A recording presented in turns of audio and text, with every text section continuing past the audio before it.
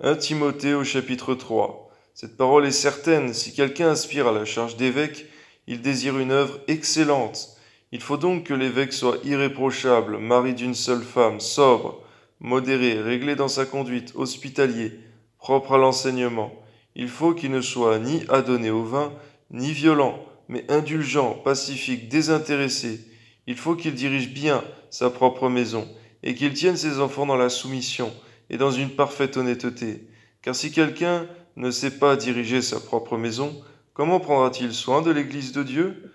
Il ne faut pas qu'il soit un nouveau converti, de peur qu'enflé d'orgueil, il ne tombe sous le jugement du diable.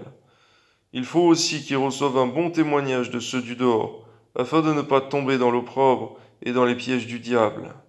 Les diacres aussi doivent être honnêtes, éloignés de la duplicité, des excès du vin, d'un gain sordide, conservant le mystère de la foi dans une conscience pure, qu'on les éprouve d'abord, qu'ils exercent ensuite leur ministère, s'ils sont sans reproche. Les femmes de même doivent être honnêtes, non médisantes, sobres, fidèles en toutes choses.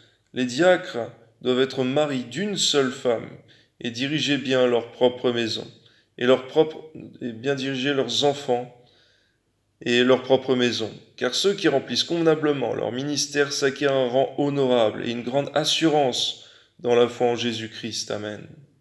Je t'écris ces choses avec l'espérance d'aller bientôt vers toi, mais afin que tu saches, si je tarde, comment il faut se conduire dans la maison de Dieu, qui est l'église du Dieu vivant, la colonne et l'appui de la vérité, et sans contredire, le mystère de la piété est grand. Dieu a été manifesté en chair, justifié par l'Esprit, vu des anges, prêché aux gentils, cru dans le monde, élevé dans la gloire. Amen.